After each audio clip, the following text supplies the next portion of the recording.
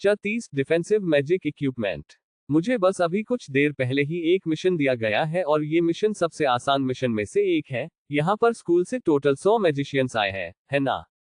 तो फिर ये आइडिया कैसा है?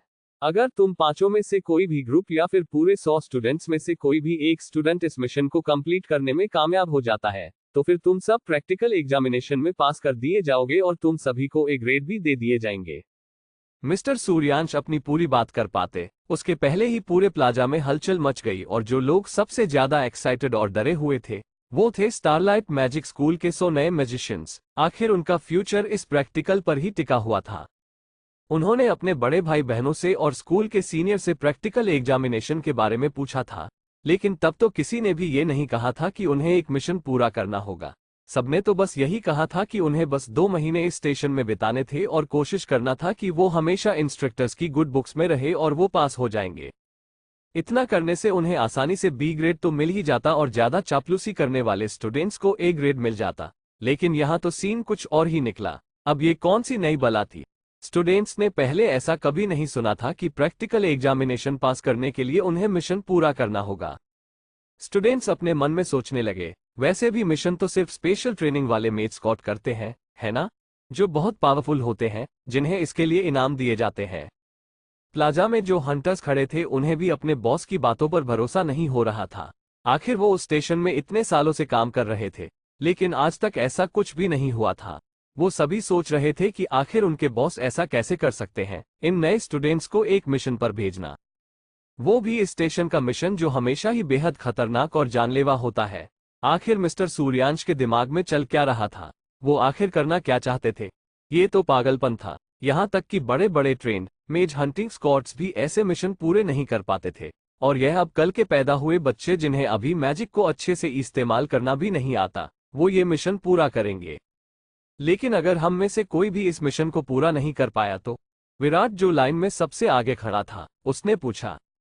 अगर तुम में से कोई भी इस मिशन को पूरा नहीं कर पाया तो फिर तुम सब फेल हो जाओगे, मिस्टर सूर्यांश ने कहा। उन्हें इन स्टूडेंट्स के पास या फेल होने से कोई फर्क नहीं पड़ता था। मिस्टर सूर्यांश के ये शब्द सुनने के बाद स्टूडेंट्स और टीचर्स दोनों में ही फिर से हलचल मच गई थी। अगर ऐसा है तो चीफ मिलिट्री इंस्ट्रक्टर, आप हम सबको अभी ही फेल कर दीजिए। क्लास मॉनिटर नेहा के सब्र का बांध अब टूट चुका था, इसलिए उसने गुस्से में कहा, बिल्कुल सही कहा, आप जो बोल रहे हैं उसमें और हमें अभी इसी वक्त फेल कर देने में कोई फर्क नहीं है। Professor Mishra, mister Verma, miss Meera और मिस्टर रमन, इन सारे टीचर्स के एक्सप्रेशंस देखने लायक थे। आखिर ऐसा कैसे हो सकता था? उन्होंने तो पहले ही सबको रिश्वत दे दी थी, फिर ये मिस्टर सूर्यांश ऐसी बातें क्यों कर रहे थे? 1 मिशन, क्या सच में ये स्टूडेंट्स को एक मिशन पूरा करने के लिए भेजना चाहते थे? ये भला कैसे गलत हो सकता है? अपने स्कूल के डायरेक्टर मिस्टर अनिरुद्ध को क्यों नहीं ढूंढते? क्योंकि मुझसे ग्रेड्स लेने के लिए तुम लोगों को यह मिशन पूरा करना ही होगा। अगर स्टारलाइट मैजिक स्कूल सच में इस शहर का सबसे बेहतर स्कूल है, तो फिर तुम जैसे डरपोक स्टूडेंट्स को प्रैक्टिकल एग्जामिनेशन में मेरा टाइम बर्बाद करने के लिए यहाँ क्यों भेजा गया है?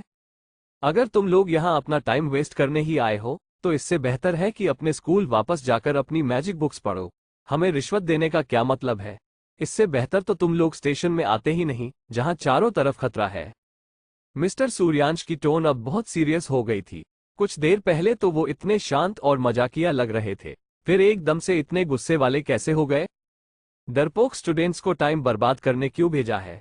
यही बात सारे स्टूडेंट्स के दिमाग में बार बार घूम रही थी। मिस्टर सूर्यांश की कड़वी बातों से स्टूडेंट्स की सेल्फ रिस्पेक्ट को चोट पहुंची थी। चीफ मिलिट्री इंस्ट्रक्टर, आप जिस एग्जामिनेशन की बात कर रहे हैं वो कुछ ज्यादा ही खतरनाक नहीं है।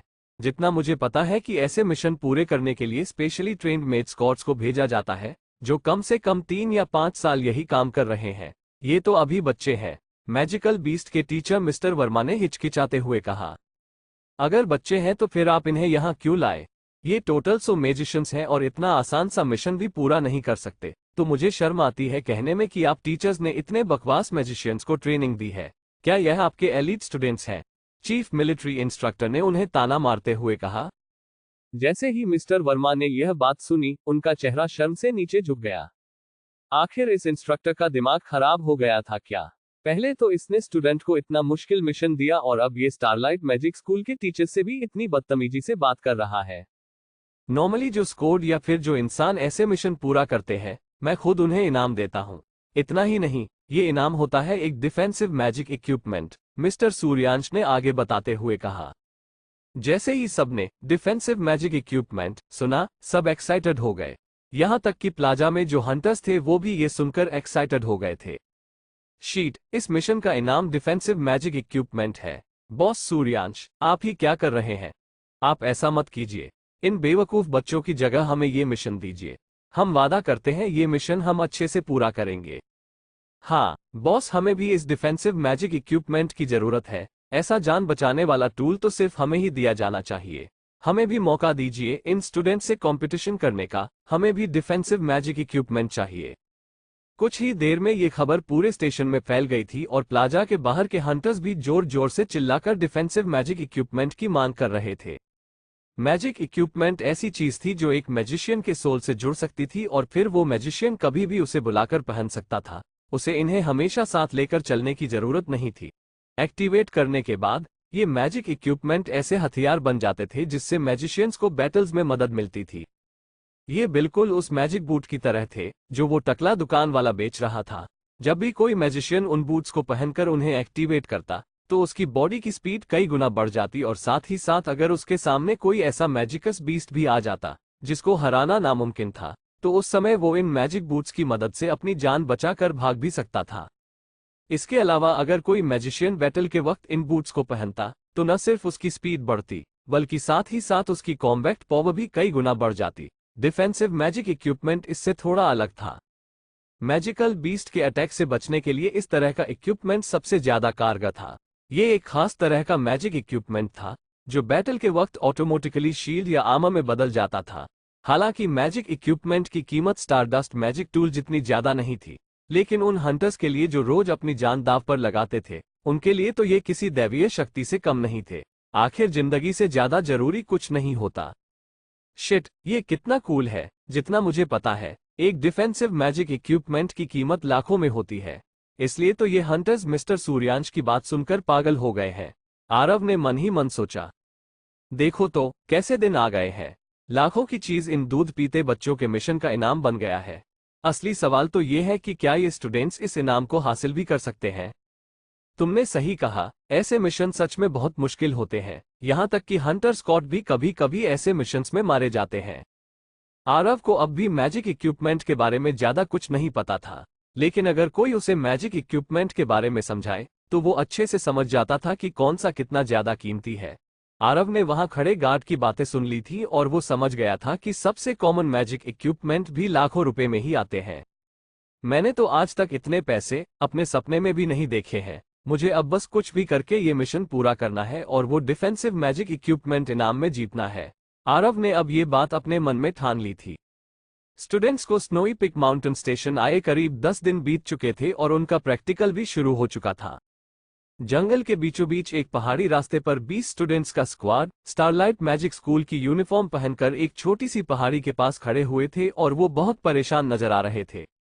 स्टूडेंट्स ने इस मिशन पर आने से पहले बहुत कंप्लेंट की थी, टीचर्स को मनाने की भी कोशिश की थी, क्योंकि कोई भी स्टूडेंट इस मिशन पर नहीं आना चाहता था। लेकिन आखिर उन्हें चीफ मिलिट्री इंस्ट्रक्टर ने इस मिशन पर भेज दिया और 10 दिन भी पलक झपकते ही बीत गए थे। इन 10 दिनों में वो अलग अलग परेशानियों का सामना करते हुए आगे बढ़ रहे थे। उन्होंने घने जंगल और ऊंचे नीचे पहाड़ी वाले रास्ते पार किए थे। इन 10 दिनों में उनकी हालत खराब हो गई थी। कहीं किसी के कपड़ों पर कांटे लगे हुए थे तो किसी के बालों में पत्तियां। पहली बार वो सभी ऐसी जगह पर रह रहे थे जहां उनके पास न कुछ खाने को था और न ही कोई सोने की जगह थी। उन्होंने ये 10 दिन ऐसे ही परेशानियों में गुजारे थे। वो खड़ूस चीफ मिलिट्री इंस्ट्रक्टर, मेरा तो मन कर रहा है कि मैं उसे खूब गालियां दूं। उसने हमें ऐसी जगह भेजा जहां हर पल हमारी जान पर खतरा मंडराता रहता है। ये कहते हुए विक्रम जोर जोर से सांसें भर रहा था। उसका पूरा शरीर पसीना पसीना हो चुका था, इसलिए वो अपने कैप से खुद को हवा दे रहा था। सच में यार, हमारी तो किस्मत ही खराब है। और कोई मुझे ये बताओ कि अब तक हमारे 30 किलोमीटर खत्म कैसे नहीं हुए। हमें चलते चलते 10 दिन बीत गए हैं, लेकिन ये 30 किलोमीटर हैं कि खत्म ही नहीं होते। हर्षवर्धन, जिसकी गर्दन किसी जिराफ की तरह लंबी थी, उसने कहा, जो दूरी हमें तय करनी है वो 30 किलोमीटर से ज्यादा है। 30 किलोमीटर सिर्फ तब होती अगर हमें सीधे सीधे एक ही रास्ते पर चलना होता, लेकिन यहाँ तो हमें पहाड़ चढ़ने पड़ रहे हैं, नदियां पार करनी पड़ रही हैं, ऊबड़ खाबड़ सड़कों पर चलना पड़ रहा है, इसलिए ये रास्ता 30 किलोमीटर से ज्यादा है, लकी ने उन्हें समझाते हुए कहा। जिस स्क्वाड में आरव था उसमें टोटल 20 स्टूडेंट्स थे। इस प्रैक्टिकल मिशन को स्टूडेंट्स ही पूरा कर सकते थे, इसलिए उनके साथ कोई भी टीचर नहीं आया था और न ही कोई मिलिट्री इंस्ट्रक्टर आया था। उन्हें सिर्फ एक मैप दिया गया था जिसे देखकर उन्हें आगे बढ़ना था। अभी तक के सफर की परेशानियों का सामना करते करते वो आदिवासियों जैसे लगने लगे थे। उनके चेहरे पर धूल मिट्टी लगी हुई थी और उनके पसीने से बदबू आ रही थी। मुझे लगता है इस नदी वाली घाटी को पार करने के बाद हम फूलों वाली घाटी के भी काफी करीब पहुंच जाएंगे, जहां हमें चीफ मिलिट्री इंस्ट्रक्टर ने जाने को कहा था, विक्रम ने सबसे पहले मैप में देखकर कहा। क्लास मॉनिटर नेहा ने मैप को देखते हुए कहा, हम इस घाटी को पार कैसे करेंगे? उड़कर? ये तो कम से कम 10 मीटर चौड़ी है। अब उनके सामने एक पहाड़ी थी। वो इस पहाड़ के आखिरी छोर तक आ चुके थे और अब उन्हें अपने सामने वाली पहाड़ी पर जाना था। लेकिन सबसे बड़ी मुसीबत थी इन दो पहाड़ियों के बीच में बहने वाली नदी। उसका बहाव काफी तेज था और उसे देखकर ही स्टूडेंट्स को डर लग रहा था। पानी जब चट्टानों से टकरा रहा था तो एक बहुत तेज आवाज आ रही थी और अगर गलती से उनमें से कोई भी इस नदी में गिर जाता तो वो सीधा इन चट्टानों से टकरा जाता। अब हम क्या करें? आधा रास्ता पार करने के बाद हार तो नहीं मान सकते ना? क्यों न हम सभी वापस चले जाएं? हमारे अलावा 4 और ग्रुप हैं, हो सकता है कि वो ये मिशन पूरा कर दें, हरी ने कहा। जब तुम खुद ही हार मान रहे हो तो दूसरे लोगों से कैसे उम्मीद कर सकते हो कि वो ये मिशन पूरा कर लेंगे? नेहा ने तुरंत उसे डांटते हुए कहा। फिर तुम ही बताओ कि अब हम क्या करें? हम में से तो किसी को भी उड़ना नहीं आता जो अपने पंख फैलाकर उस पार पहुंच जाए, हरी ने शिकायत करते हुए कहा। अरे हाँ श्वेता, तुम तो एक विंड एलिमेंट यूजर हो ना, तुम उस पहाड़ी पर कूदने की कोशिश क्यों नहीं करती? विराट ने एक लड़की जो 2 चोटी बनाए हुई थी उससे कहा। विराट की बात सुनते ही इस श्वेता नाम की लड़की के चेहरे का पूरा रंग ही उड़ गया और उसने शर्माते हुए कहा, नहीं, मैं नहीं कूदूंगी। अगर मैं गिर गई तो? हमारे पास रस्सियां हैं और दोनों पहाड़ियों पर पेड़ भी हैं, तो इस तरफ से कोई भी एक स्टूडेंट उस तरफ कूदकर बस ये रस्सियां किसी पेड़ से बांध दे तो हम आसानी से रस्सियों के जरिए उस तरफ पहुंच जाएंगे। नेहा ने जब ये कहा तो उसकी आंखों में चमक आ गई थी। श्वेता, क्या तुम्हें प्रैक्टिकल एग्जाम में ए ग्रेड नहीं चाहिए? और तुम कूदोगी भी तो रस्सी के साथ। वैसे में अगर तुम दूसरी तरफ नहीं भी पहुंच पाए तो हम तुम्हें वापस खींच लेंगे। ये बिल्कुल बंजी जंपिंग की तरह है, तुम्हें डरने की बिल्कुल भी जरूरत नहीं है। नहीं, मैं ये नहीं करूंगी। श्वेता की बातों से साफ साफ नजर आ रहा था कि वो कितनी डरपोक थी। हमें एक विंड एलिमेंट यूजर की जरूरत है और तुम हमारी मदद ही नहीं कर रही हो। आखिर तुम कैसी मैजिशियन हो? एक वाटर एलिमेंट यूजर ने गुस्से में कहा। हमें किसी को भी कुछ भी करने के लिए फोर्स नहीं करना चाहिए, नेहा ने समझदारी से कहा। सब लोग अब भी सोच में पड़े हुए थे कि आगे क्या करेंगे कि तभी आरव की नजर लकी पर गई जो उसके बगल में ही खड़ा हुआ था। लकी एलीट क्लास में सबसे अच्छा स्टूडेंट तो नहीं था, इसलिए सभी को उस श्वेता नाम की लड़की से उम्मीदें थी जिसे विंड एलिमेंट में सबसे ज्यादा स्कोर मिले थे। लेकिन ये श्वेता नाम की लड़की तो बहुत डरपोक थी और उनकी मदद ही नहीं कर रही थी। ओ मेरे बंदर, लकी, क्या तुम ये कर पाओगे? आरव ने लकी से पूछा। बड़े भाई, आपने कह दिया, मतलब हो गया, इसमें डरने की क्या बात है? लकी ने अपना सीना चौड़ा करते हुए कहा। अच्छी बात है, तो फिर जाओ और सबको दिखाओ कि तुम में कितना दम है।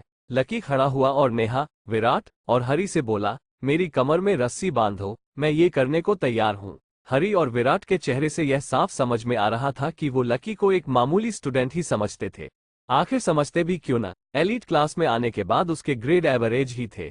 उन्हें क्या फर्क पड़ता था कि लकी चाहे एवरेज हो या होशियार, यहाँ खड़े रहने से तो बेहतर था कि वो सामने वाली पहाड़ी तक कूदने की कोशिश करे।